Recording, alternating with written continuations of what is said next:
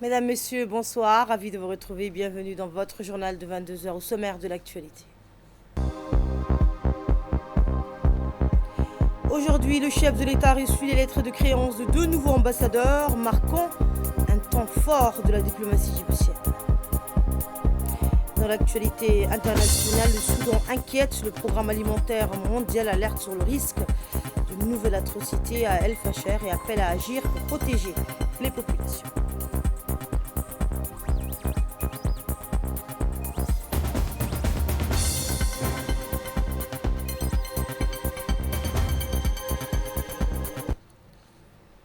Le président de la République, Ismaël Omar Guelleh, a reçu ce matin au Palais de la République les lettres de créance du nouvel ambassadeur de la République démocratique et fédérale d'Éthiopie auprès de la République de Djibouti, Dr Leges Toulou Adera. Dans son allocution, le nouvel ambassadeur s'est déclaré extrêmement heureux de présenter ces lettres de créance en tant qu'ambassadeur résident et plénipotentiaire à un moment où les deux pays entretiennent d'excellentes relations et où l'intégration économique entre les deux nations sœurs a atteint un niveau optimal. Je ne ménagerai aucun effort pour contribuer à l'objectif primordial et d'intérêt majeur pour nos deux pays frères qu'est l'intégration économique. C'est ce qu'a affirmé le nouveau diplomate éthiopien. De son côté, le président de la République a assuré le nouvel ambassadeur qu'il bénéficiera de toute l'assistance nécessaire pour mener à bien sa mission. Le chef de l'État s'est réjoui donc de la nature privilégiée des relations d'amitié et de coopération entre l'Éthiopie et Djibouti. A noter que l'ambassadeur de l'Éthiopie à Djibouti réside à Djibouti.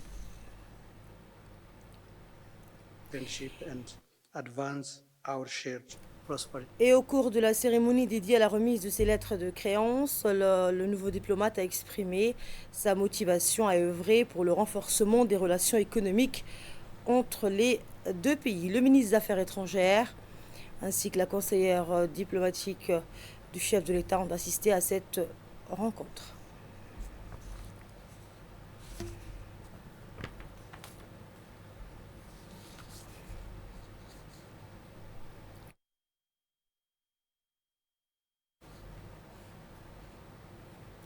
Et par la suite, le président de la République a également reçu ce matin les lettres de créance du nouvel ambassadeur extraordinaire et plénipotentiaire du Japon, Okoshi Akihiro. Au cours de la cérémonie, M. Okoshi a exprimé sa motivation à œuvrer pour le renforcement des relations économiques entre les deux pays. Le président de la République a souhaité la bienvenue au nouvel ambassadeur du Japon accrédité auprès de notre pays. L'ambassadeur extraordinaire et plénipotentiaire du Japon. Et aussi la lettre de rappel de mon prédécesseur. Sa Majesté l'Empereur du Japon m'a confié un message pour votre Excellence, comme il souhaite que la relation amicale et cordiale entre nos deux pays continue à se développer. Sous votre direction, nous avons approfondi nos relations bilatérales à travers plusieurs initiatives, comme la mise en place de mesures de sécurité maritime par les forces d'autodéfense du Japon, avec le soutien djiboutien, ainsi que les projets de coopération économique dans le secteur de l'infrastructure, économie et énergie.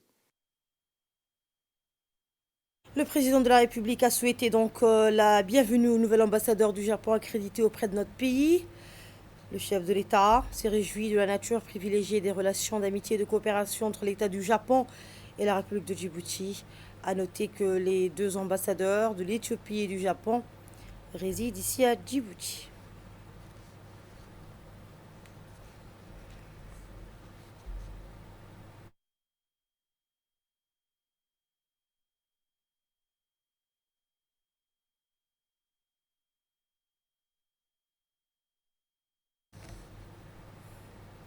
Dans le reste de l'actualité, le ministère de l'Agriculture, de l'eau, de la pêche et de l'élevage et des ressources halieutiques en partenariat avec le ministère de l'économie et des finances, chargé de l'industrie ainsi que la Banque mondiale, a organisé aujourd'hui le Forum national de concertation sur l'initiative AgriConnect. Ce forum a réuni des représentants des institutions publiques, des organisations de l'élevage, du secteur privé, des partenaires internationaux ainsi que des experts nationaux et régionaux. L'objectif principal était de co-construire les orientations opérationnelles de l'initiative AgriConnect. Au cours des travaux, les participants ont échangé sur les infrastructures physiques et organisationnelles nécessaires à la modernisation des systèmes de production et de commercialisation ainsi que sur le développement du capital humain. Les discussions ont porté sur les réseaux routiers, l'essor des agro-industries et les solutions agritech, afin de créer un environnement propice à une transformation durable du secteur. En parallèle, les échanges ont également porté sur les défis structurels auxquels fait face le secteur de l'élevage à Djibouti. Du développement inclusif. Dans de nombreux pays en développement, elle constitue une source essentielle des revenus et d'emplois, en particulier pour les populations rurales. Conscient de ce potentiel, le groupe de la Banque mondiale a lancé l'initiative AgriConnect, une initiative ambitieuse qui vise à transformer l'agriculture des petits exploitants en un moteur puissant de croissance économique. À travers cette initiative, la Banque mondiale s'engage à doubler ses investissements agricoles pour atteindre 9 milliards de dollars par an avec une approche intégrée et durable. AgriConnect repose sur 4 piliers fondamentaux. La transition vers des écosystèmes agricoles interconnectés, favorisant un développement rural à long terme, l'investissement dans les infrastructures physiques et organisationnelles pour moderniser le système de production et de commercialisation, le renforcement des politiques publiques afin d'attirer les investissements privés, réduire les risques, et l'amélioration de l'accès au financement pour les petits exploitants et les agro-entreprises. Écoutons à présent un extrait du discours du ministre de l'Agriculture, M. Mohamed Ahmed Awale. Le forum qui nous réunit aujourd'hui revêt un caractère particulier et historique. Il constitue une étape décisive dans la matérialisation de la vision du chef de l'État et de son gouvernement. En effet, à travers le plan stratégique dénommé Vision 2035, le chef de l'État place la souveraineté alimentaire et la diversification économique au cœur de notre développement national. Pour bien marquer son sens élevé du volontarisme politique et son attachement inébranlable à notre ambition légitime d'autonomie alimentaire, le gouvernement a pris la décision courageuse et hautement stratégique d'augmenter de 24% la production de viande et de 50% la production laitière. Cela signifie que le secteur de l'élevage constitue désormais un pilier essentiel des nouvelles perspectives agro-pastorales de Djibouti. Les premiers investissements ont été couronnés de succès. En effet, le centre de quarantaine pour le bétail affiche entre 75 et 70% de taux d'occupation annuel et le port de Djibouti a doublé ses terminaux à bétail. Aujourd'hui, Djibouti souhaite franchir une nouvelle étape à travers, bien entendu, la transformation et la revalorisation des dérivés animaux. C'est une opportunité inespérée pour les opérateurs actuels et futurs de ce secteur, car ils pourraient capter une manne de plusieurs dizaines de milliards de francs Djibouti avec des retombées évidentes sur la lutte contre le chômage tout en stimulant l'entrepreneuriat. Et notre équipe sur place a recueilli quelques réactions. Voici une. Du groupe de la Banque mondiale et qui a été lancé l'année dernière et qui est estimé à un montant de plus de 9 milliards de dollars, dont 5 milliards ont été déjà mobilisés.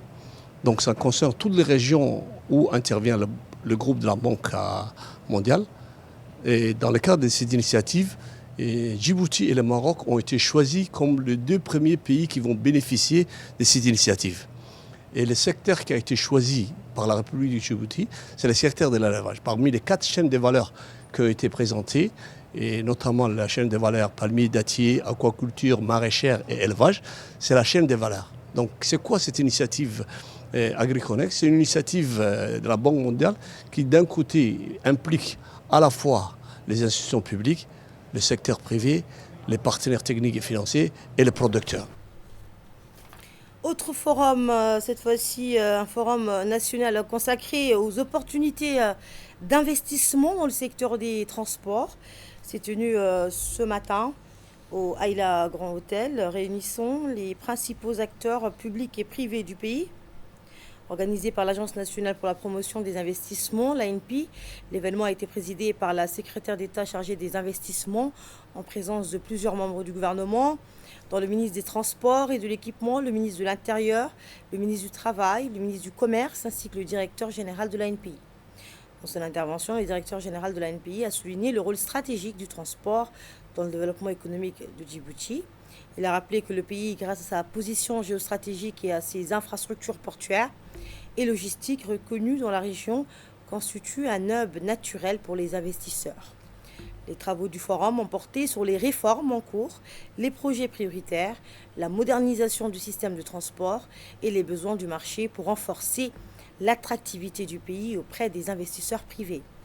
L'objectif est de bâtir un secteur des transports moderne, durable et compétitif, capable de soutenir la croissance économique nationale et régionale. Ce forum a également offert une plateforme d'échange constructive permettant aux autorités et aux acteurs économiques d'explorer de nouvelles voies pour dynamiser ce secteur clé de l'économie djiboutienne et positionner le pays comme un hub multimodal et logistique de référence à l'échelle régionale et internationale. Le directeur général de l'Agence nationale pour la promotion des investissements, Mahdi Daropsi, et le président de la Chambre de commerce, Youssef Moussedouale, ont tour à tour souligné l'importance majeure de ce forum pour le développement du secteur des transports et pour renforcer l'attractivité économique du pays. On les écoute. Je ne vais pas m'allonger, c'était juste pour vous souhaiter le bienvenu et vous signifier notre reconnaissance pour nous avoir honorés de votre présence parmi nous, pour aborder un thème aussi stratégique, aussi important que l'optimisation, les investissements dans le transport. Peut-être certains ou certaines parmi vous se demandent les investissements s'intéressent au transport. Oui, effectivement, les investissements, c'est transversal. Et là, aujourd'hui, on va se pencher sur les investissements dans ce secteur, porteurs d'emplois et créateurs de richesses.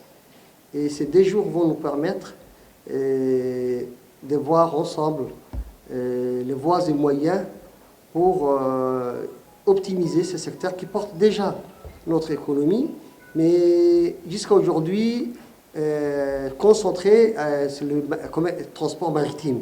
Ce forum qui est l'unique forum, je dirais, d'un démarrage d'une discussion entre privé et public concernant le transport, qu'il soit le transport des marchandises ou le transport commun. C'est une première et je trouve que c'est une opportunité pour nous tous de pouvoir échanger ce matin pour mesurer l'importance qu'est le secteur privé par rapport à cette mission. Nous avons pu échanger à plusieurs reprises avec les ministères concernés et je me rappellerai toujours avec le ministre de l'Intérieur ici présent, à l'époque secrétaire général du ministère des Transports, d'avoir pu avancer certains dossiers concernant les investissements dans les domaines du transport. Je remercie Madame la secrétaire d'État d'avoir initié avec le secteur privé et avec le ministère du Transport et le ministère du Commerce et du ministère du Travail cette initiative de pouvoir échanger tout en tenant compte de l'importance qu'a aujourd'hui le transport dans son ensemble. Le ministre des Infrastructures a, quant à lui, mis en avant les efforts du gouvernement pour moderniser le secteur, rappelant les avancées réalisées et les réformes engagées pour répondre aux besoins croissants de Djibouti. On écoute le ministre. C'est pour moi un honneur et un plaisir de procéder à ces lieux à l'ouverture officielle du Forum national sur le secteur du transport, organisé conjointement par le secrétariat d'État aux investissements et l'Agence nationale pour la promotion des investissements. Permettez-moi de façon lunaire de vous remercier pour avoir répondu présent à l'invitation qui vous a été adressée pour participer à nos côtés à cet important rendez-vous, celui d'un forum consacré à un secteur qui constitue l'épine dorsale de notre économie, le secteur du transport et de la logistique. Carrefour stratégique des routes maritimes, terrestres et aériennes reliant notre continent au monde et par conséquent au cœur des échanges régionaux et mondiaux. Notre pays ambitionne d'accroître les avantages tirés de sa position géostratégique exceptionnelle qui a en fait un hub logistique régional et un acteur incontournable des chaînes d'approvisionnement mondiales. Au cours de la dernière décennie, sous l'impulsion du président de la République, son Excellence M. Ismaël Omar Guelleh, Djibouti a réalisé des investissements structurants dans les infrastructures portuaires, ferroviaires, routières et aériennes.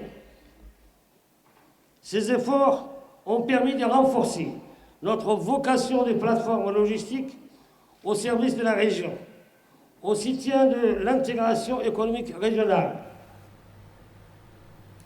Et pour sa part, le ministre du Travail a insisté sur les retombées économiques significatives du secteur des transports, en particulier sur la création d'emplois et la dynamisation du marché du travail.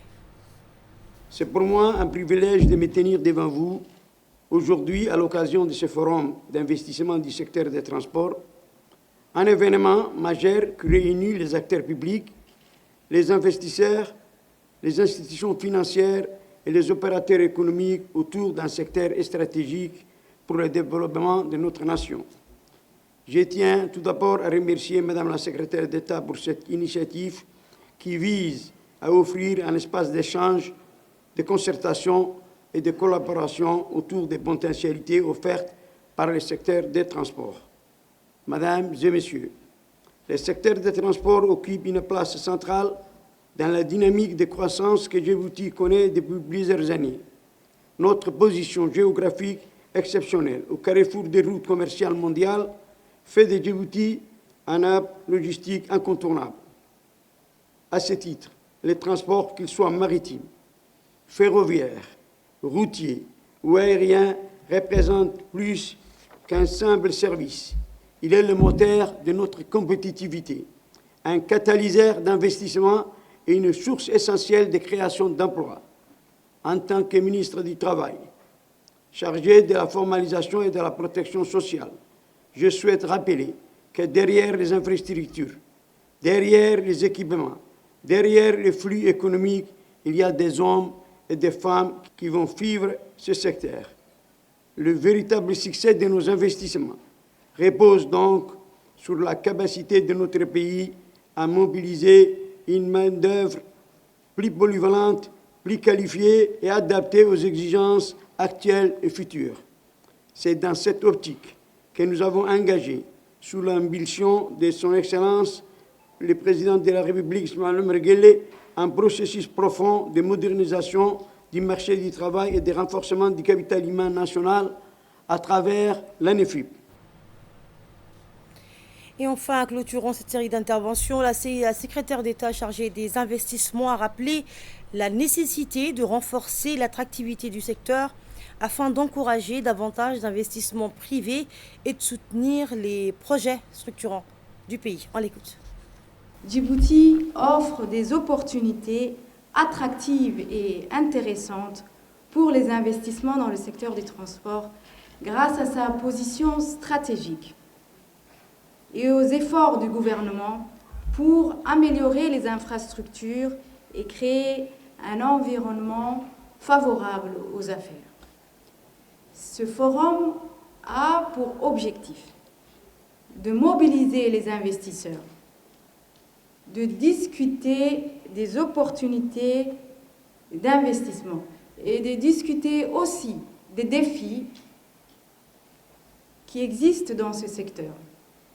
Ce forum vise à créer un cadre de dialogue inclusif entre les acteurs privés et le pouvoir public ainsi que les partenaires afin d'identifier les opportunités d'investissement, de leviers d'innovation et des priorités de réforme.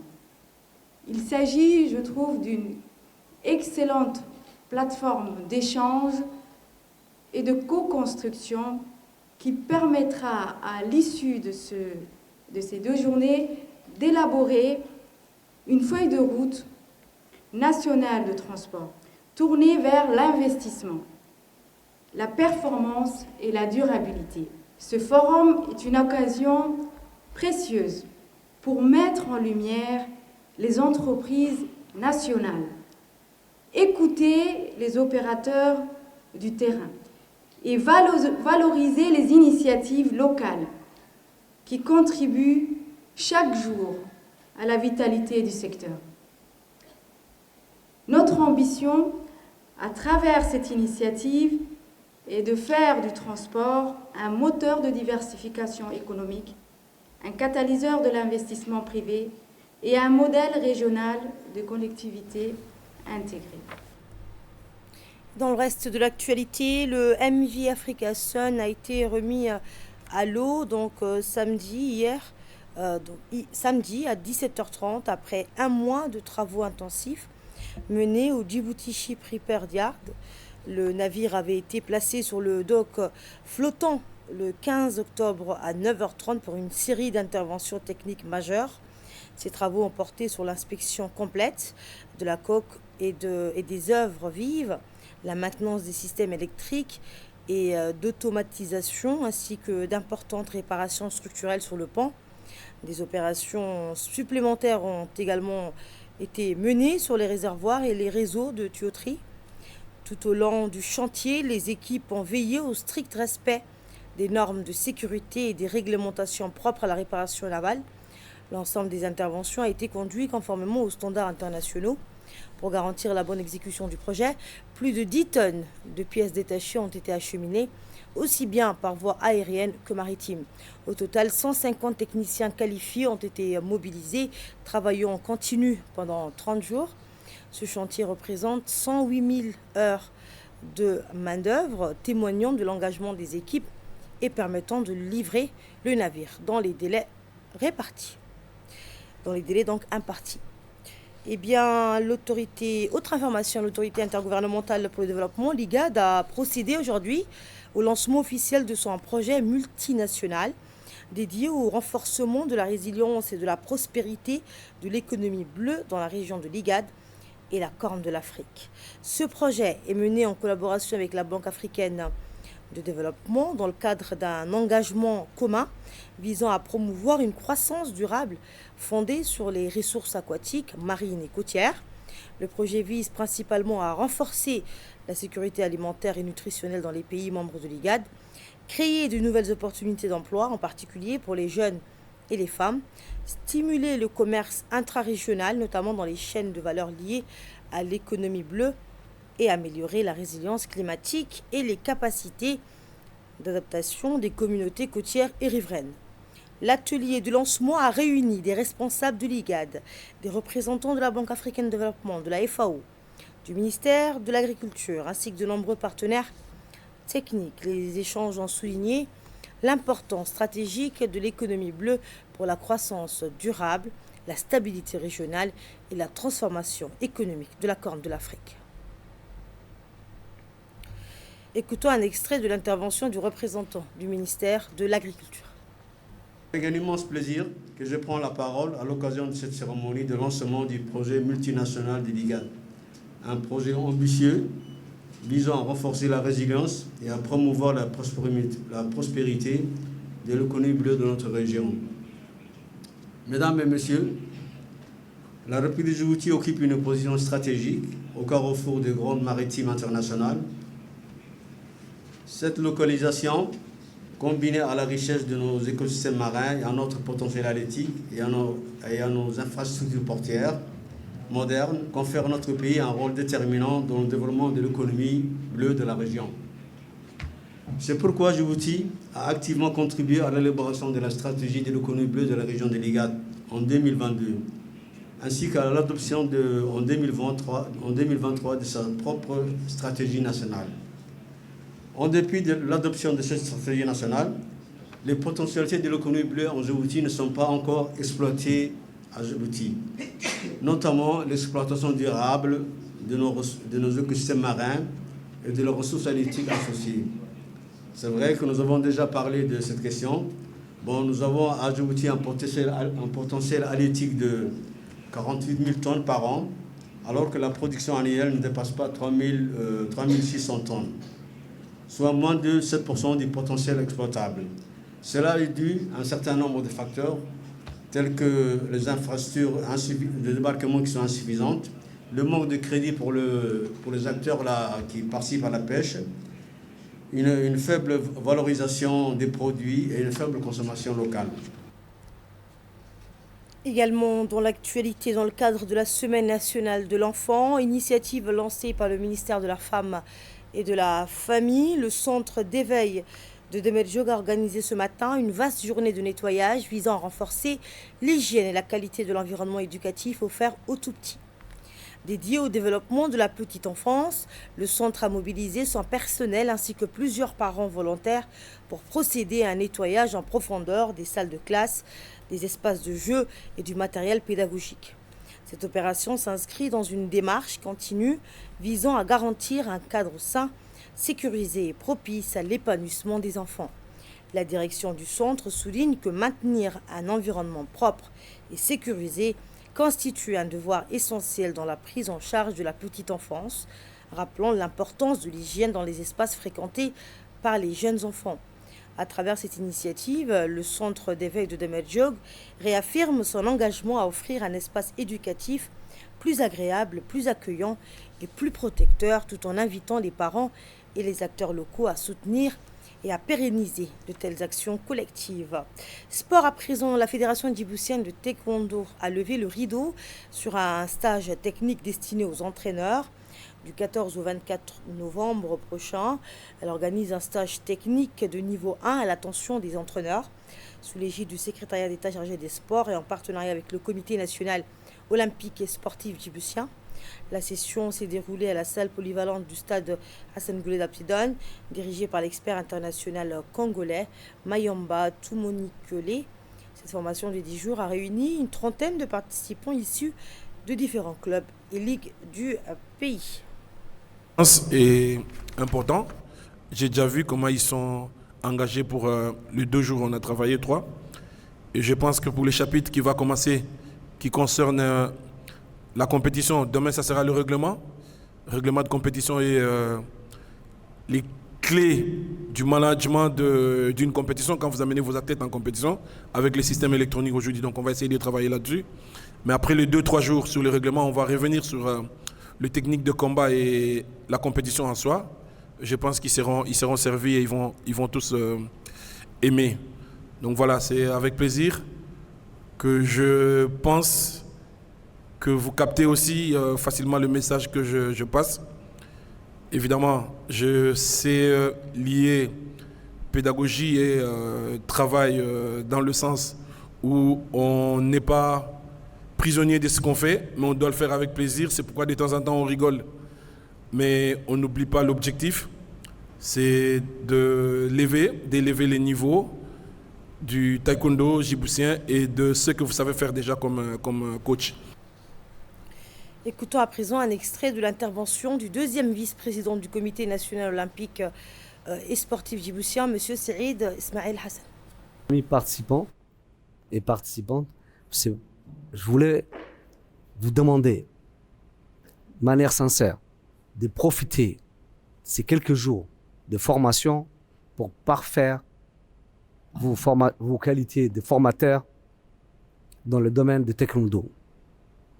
C'est surtout à travers cette formation financée par la Solidarité olympique et surtout à la demande du Comité national olympique, toujours à sa tête Mme Aïcha Grad, qui demande sans arrêt, à la demande des fédérations, de demander à la Solidarité olympique d'appuyer les fédérations en matière de formation. Cela permettra à hausser le niveau de nos sportifs, ici aujourd'hui pour la Fédération de taekwondo. Cela permettra à nos jeunes d'avoir plus de médailles dans les compétitions sportives. Moi, je voulais remercier aussi le ministère des secrétaire d'État au sport qui facilite toujours toutes les formations qui sont organisées dans notre pays. Je déclare ouvert cette formation destinée aux formateurs de la Solidarité olympique. Ce lundi 17 novembre, vers 2h du matin, la brigade des douanes d'Ali Sabié a intercepté un camion remorque à la frontière de Galilée. À son bord, les agents ont découvert 29,8 kg de cannabis dissimulés dans les roues de secours du véhicule. La marchandise répartie en 20 boules de 1,5 kg chacune est estimée à 774 millions de nos francs. Le chauffeur et la marchandise ont été remis aux gendarmes de la brigade du Nord afin de mener l'enquête nécessaire avant la présentation au parquet. Je vous l'annonçais en titre, le programme alimentaire mondial a dénoncé les terribles atrocités commises récemment à El Fasher, au Darfour, appelant la communauté internationale à agir pour éviter une nouvelle catastrophe. Les violences attribuées aux forces de soutien rapide ont fait plus de 450 morts dans un hôpital et provoqué des attaques contre des civils, tandis que la guerre au Soudan a déjà causé au moins 40 000 morts et 12 millions de déplacés. Face à l'urgence humanitaire, le PAM intensifie son insistance pour soutenir les milliers de personnes fuyant El Fasher et appelle à une réponse globale à cette crise majeure. Et c'est tout pour cette édition de 22h. Merci à vous de nous avoir suivis.